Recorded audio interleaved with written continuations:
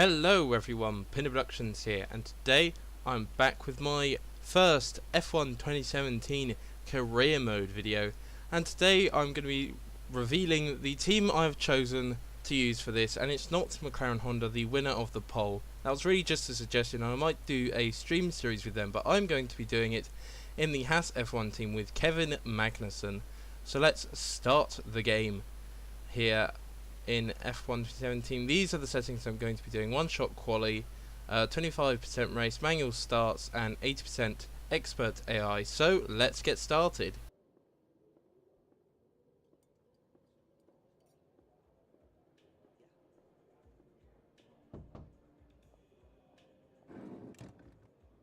Yes, and I respect that. But my client has a championship to contest. So if you want our participation, I'm afraid the concessions are mandatory. Yes, that's fine. Get back to me when you can. Goodbye. No one ever just signs the contract. Anyway, thanks for coming by on such short notice. I just needed to cover a couple of quick things with you before you race. Firstly, as requested, there's a copy of your contract. It's a rolling deal. However, the team reserves right of termination if you fail to meet performance standards. You're second driver for now, but work hard, hit your targets, and I'll be able to sweeten the deal. I'm also looking to get you into some invitational events throughout the season. The experience and exposure from these will be great for your image. Plus, you'll get to drive some nice historic cars. Now then, go get ready for the next session, and good luck. So that is our agent, Emma Jenkins. She sorts out all the contracts and things like that, and she also gives you new rival updates. Well, that's what she did in the last game, and she also is the one who fires you. So she now has a new office environment. Now we're talking to our race engineer called Jeff. That's actually his name. So we have the new practice programs here, which include track acclimatization, tyre management, fuel saving, qualifying pace, and race strategy. So there are two new practice programs in this game. Track acclimatization, tyre management, and qualifying pace were all in the previous game, but now we have the two new programs. This is the track acclimatization, which is one of the older ones. You have to go through the gates. The faster you go through, the higher your score, and the more in the centre you are as well. The higher your scoring, you chain good corners together to get a higher score. Tyre wear is pretty self-explanatory. You've got to try and get optimal tyre wear in the green box, and you've also got to hit a lap time set to you, or a target lap time set to you by the team. Now you're watching fuel saving, which is pretty much the same, only you have to save fuel instead of tyre wear, and that is by lifting and coasting in the corners, which is the first of the new practice programs. And then here is one of the older ones, once again the qualifying pace, which is where you've got to set a good qualifying pace for qualifying and try and beat the delta that the team set you in the lap time they want you to beat. Sadly, I wasn't very good at this one, but obviously you will improve as time goes on. But here we go to the R&D introduction in this trailer.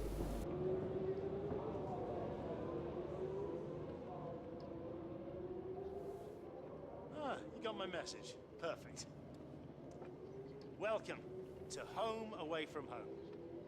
We get more real-time data from the factory now than ever before, and it all comes through here. So I have to spend more time checking over the reports and less time hunting you down in the hospitality suite. To that end... Sorry, just a sec. Yeah, Chris, is this important? I'm in the middle of something. Huh, okay. Right. Well, that makes no sense. Have Sarah reset the simulation and run it again. Okay. Sorry about that. As I was saying, we've set up a desk for you at the front here. You can get onto the network from your laptop, so make sure to check the R&D screen regularly. And let us know how you want to use the data that we've collected over the weekend and through the practice programs.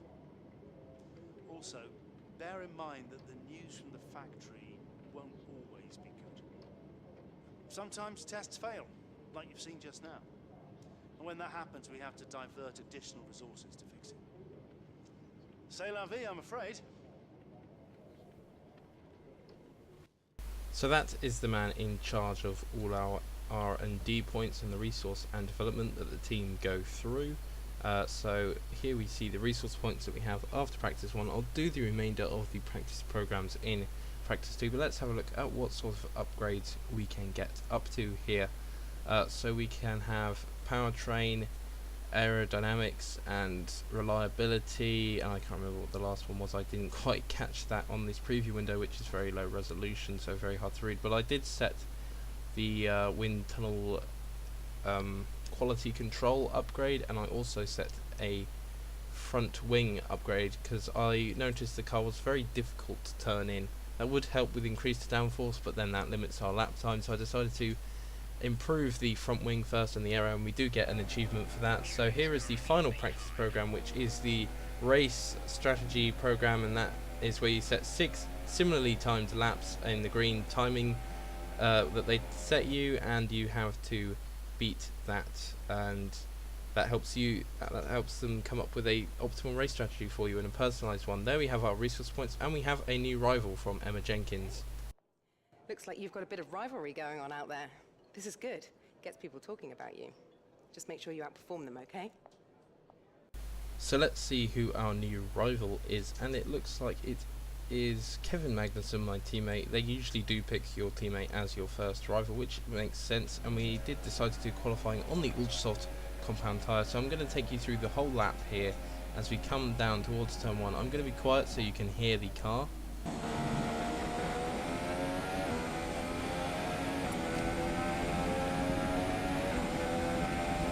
So that is what the new 2017 cars sound like in the game, or at least the Ferrari engine in the back of the Haas car.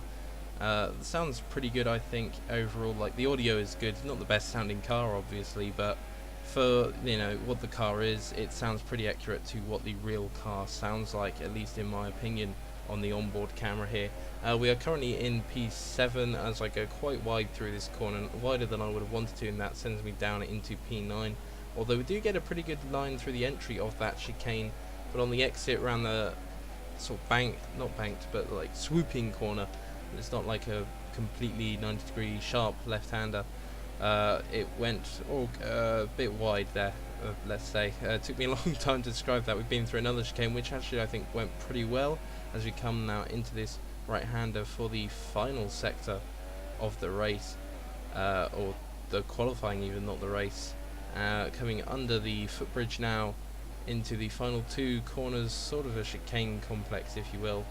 Around the final corner now, back onto the pit straight, and activating the DRS to finish. It looks like we'll be P9. Raikkonen sets the fastest lap there, so will we get confirmation? Yes, we will get confirmation that we are in P9. So that is the resource points we have after qualifying. And this is our rivalry update. So we are leading the rivalry, and let's go to the race.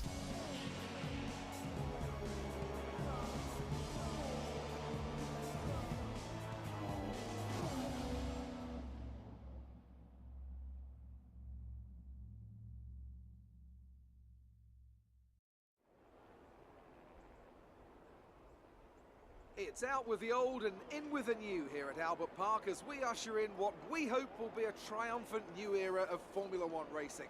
For our drivers, though, it's very much business as usual as they look to be first across that line and get their championship off to a winning start.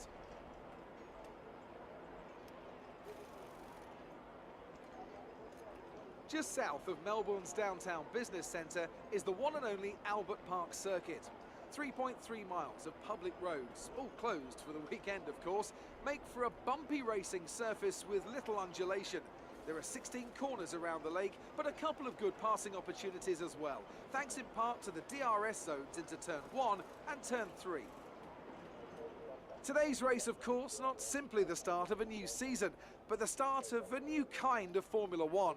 Anthony Davidson, great to have you with us once again. This is a big moment for the sport. Big changes to the technical regulations. The potential, perhaps, to give us the biggest shake-up since 2014. Very different cars visually and, fingers crossed, much faster as well. Good thing then that combined these teams put in just a shade over 13,000 kilometres on the clock during testing. The cornering speed of these new machines is absolutely unbelievable. How many lap records are still held by Michael Schumacher from 2004? Well, on the right day, on the right tyres, we might just be threatening them this year. Wider tyres, wider cars, more downforce. I have to say they look great, and the qualifying spectacle is undebatable. Now the big question remains, can they follow? Can they race? Or have these new rules gone too far? Well then, after an exciting qualifying session yesterday, let's take a look at how the cars line up. Sebastian Vettel has a clear track ahead of him today. He starts in pole position, edging out Raikkonen, who'll start P2. Looking down the rest of the grid, we have Hamilton, Bottas, Daniel Ricciardo, and Verstappen, Massa, Perez, a Haas, and Nico Hülkenberg, Kvyat, Ocon, Carlos Sainz, and Magnussen, Stroll, Palmer, Fernando Alonso, and Stoffel van Dorn, Wehrlein, and Marcus Ericsson rounds off the grid. Now it's almost time to lights out, so let's go down to the track. So there we have the new intro to each race, a bit more realistic, a bit more like real F1 there. I don't know if they will be dishing out copyright strikes to people, but they may be. And here we go for the race strategy. Ultra softs to super softs in this one. Going to put a bit of extra fuel on just in case we need it for rich mix. And we then get the new F1 2017 logo there as we go, holding the clutch up to 5 red lights for the first time in F1 2017 career mode, and it's away we go. Get a bit of a slow start compared to the cars around us, and you can see that Hülkenberg is being overtaken by the Toro Rosso of Daniel Kvyat. I go down into third gear, so quite low down in the gears at the start of this race in Australia through the first chicane, but now we come down towards turn 3, I believe, here, dive bombing both Perez and Massa. I tap Massa wide there, and that's going to allow Perez to come back at me, but I tap wheel to wheel with him, so we are really close battling with the AI this year, which is very good to see straight away that the AI are quite a bit more aggressive than it seems they used to be as we break into this right-hander here. Looks like the AI are doing very well at the moment. And as you can see, there is a long train of cars ahead before a gap to me, Perez and Massa, and the train of cars following us. So as we go along this curved straight, we get up to some pretty high speeds along here on this offboard camera. I'm using the offboard camera because it gets a better view of this battle really at this point in the race. As I get on the curbs there on the exit of the chicane, Perez goes for the inside line, I stay on the racing line. We get almost wheel to wheel there as Perez gets just about ahead of me into the right hander, and I'm going to hang it round the outside in this second right hander here. Can I get back in front, maybe into the braking zone? I'm going to have the inside line here. Massa gets very close to the two of us, but I just about get to keep the position there. And we go on to the start of lap 2 here in Melbourne, and now we are on the start of lap 2. Perez is in my slipstream, and it looks like there is a long train of cars. Following Massa are the two Toro Rossos. One of them started very close to me, so Massa's obviously had a bad start as I overtook it, moving up 2 places to 7th that I am in now, ahead of Perez, also in the Pink Force India, my old team that I was in F1 2016. And now we switch back onto the onboard camera here as we go down towards this right-hander at the start of the second sector really, and we still have Perez behind us as we come now towards the right-hander that goes into a left sweeping hander, and we still have Perez very close behind us, getting right in our slipstream. I'm going to try and defend the inside line this time, but Perez takes it and he's going to go on the inside. We go wheel to wheel into the chicane. I take the outside, Perez takes the inside, and that compromises him while I am on the racing line. And this time I'm going to try and take the racing line, but I can't quite do it. Perez is already there, overtaking me. Into the braking zone we go, and Perez is right up alongside me once again. I'm slightly closer than I was the previous lap. Perez gets the inside line, I hang it around the outside once again, same as I did on lap 1, and I am able to keep the position from Perez. Really close racing with the AI at the start of this first race in Melbourne in Australia, so very exciting stuff at the start of this new game. As we start lap 3 now, Perez is still very close, and he may try and do a dive bomb move, but he doesn't quite get it done. We are in rich mix on these 2 straights here, so we are going to be using up quite a bit of fuel defending to the faster Force India. We aren't pitting for another 3 laps here, so can we defend to Perez into that heavy braking zone? Yes, we can. It looks like we have kept P7 in these first 3 laps from the cars behind us. So now we are on the end of lap 6 and we are going into the pits, and it looks like Massa has overtaken Perez behind us. And I've got to slow down for the pit entry. I'm just getting used to this. So this is basically the first or second time I've done the manual pit entry. Now we have a manual pit exit as well. Looks like everyone behind me is following in, unless it's like a double stack like the Toro Rossos were. And I'm being held, oh no, and somehow I'm going up into like 4th gear and it's done it for me. Quite strange, but we do have the manual pit exit here, so we have to press Y on exit to release the pit limiter. Luckily we don't have to press that to engage the pit limiter, because that would be quite annoying. But here we go, out in P16 out of 18, so not very good. I lost a few positions in the pits there, being held by I think the Williams and the Force India, was it? I'm not sure, but I'm ahead of Hulkenberg now, who is in P17 behind me, and behind Kvyat in P15. Exiting the final corner on lap zone, it looks like there are a couple of cars in the pits that are just exiting now, so it looks like there's a Sauber and Stoffel van Dorn's McLaren, I believe that is, behind. Hulkenberg has overtaken them as well, so I'm now up into P14, 1 place behind where the team wanted me to finish the race, or want me to, and I'm quite far behind Kvyat in front, so hopefully I'll be able to gain on him a bit, but we'll see what happens as the race unfolds. Now we've just entered the second sector on lap 14, the penultimate lap, and Kimi Räikkönen's been going slowly, so that gives me P13, so I'm now meeting the team's target for the race that they have set me to finish in, so that is good to see after I got held up in the pits for quite a while. Not very good entry to the pits, but it was my first time and it will come with a bit of practice. But sad to see Kimi Räikkönen going so slowly. He must have a problem with the car, so not good for Ferrari there. It won't mean that they are ahead in the constructors of Mercedes, depending on who is leading the race. 1 lap later, it looks like we have an answer. On the final lap, Sebastian Vettel goes through to win the Australian Grand Prix. I don't know who came second and third, but we'll see in the cutscene afterwards, hopefully in the podium celebrations. But now we're coming through the penultimate sector of the final lap, so I'm just going to narrate over these last couple of sectors in the race of my own. Nowhere near anyone really in P13, a bit lonely at the moment. Sadly that was probably down to my pit entry a bit, and also being held up in the pits by the Williams and I think the Force India and a couple of other cars maybe as well, so that didn't go too well for me. I think I need to get my pit exits nailed down as well, possibly as we cut the corner a little bit there. Not doing my best at the moment in this point of the race.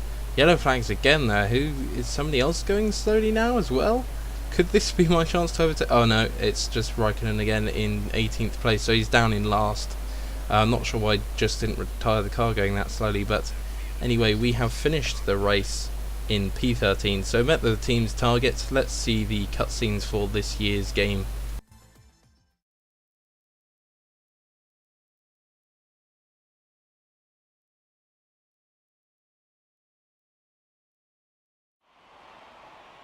That's a fantastic performance from Ferrari. It hardly looked in doubt. So, Ant, how exactly did they set themselves apart from the pack today?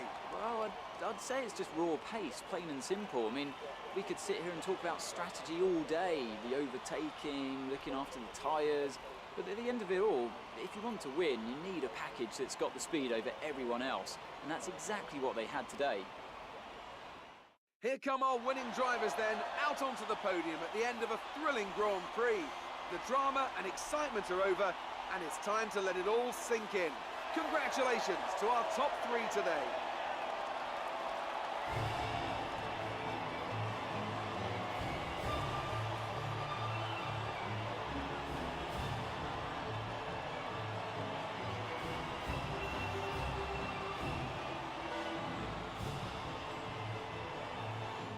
And after this round of the World Championship, here's how things look in the drivers' table. And as you can see there, my teammate got 10th, so 1 point for the team there in the Constructors' Championship. I was down in 13th. Stroll got 2 points there in 9th, so very good in the game there for him. Sadly, Raikkonen had to retire. Ocon's done very well as well, and that is the Drivers' Championship as well there. And here we have our resource points after round 1 of the championship. So got over 1,000 now.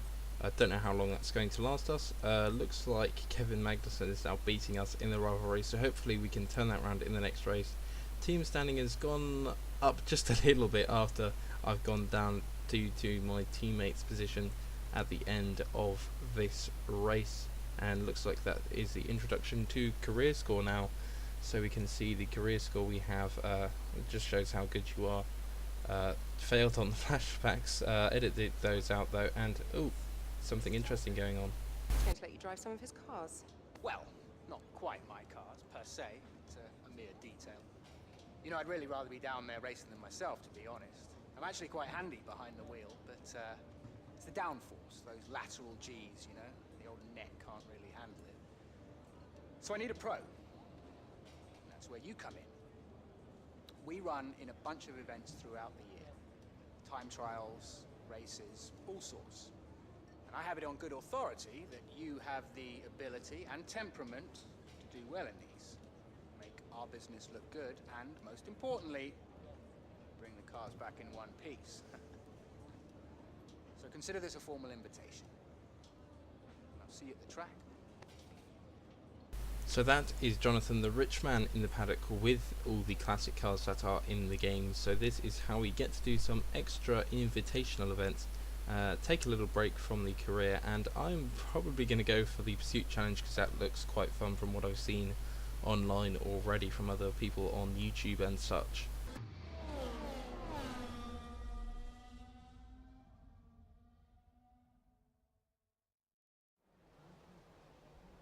It's time for a well-deserved rest from the championship for a classic exhibition event today. It's winner takes all, so who will emerge on top in this unique challenge? So in pursuit, the aim is to finish in first place out of, I think it is 5 cars. We are using Alonso's championship winning 2006 Renault R26 at the Suzuka International Short Circuit, so this will be very fun. So you see, you leave at intervals, so if you hold the clutch in and rev, it does sound really good. I'm going to be quiet so you can hear the car now.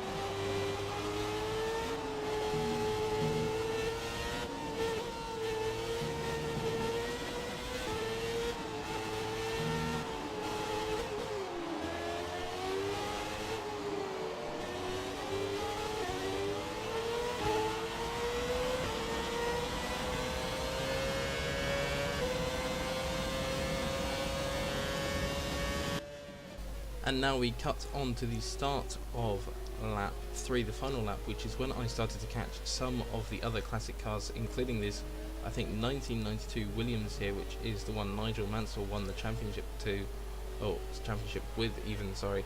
Not sure which car is the name of that one, sorry for that, but it is the Nigel Mansell one, and now we are gaining on the 98 McLaren, and I believe the 95 or 2002 Ferrari there. I can't quite tell from this far back, and you see we finish 4th there, so not a success.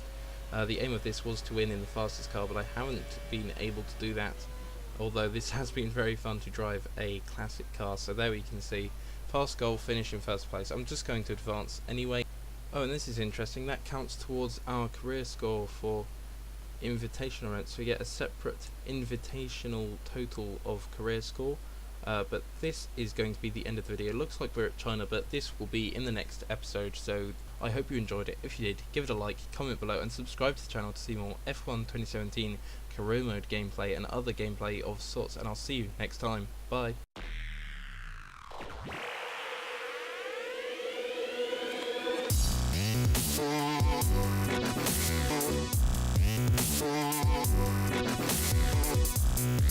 Yeah.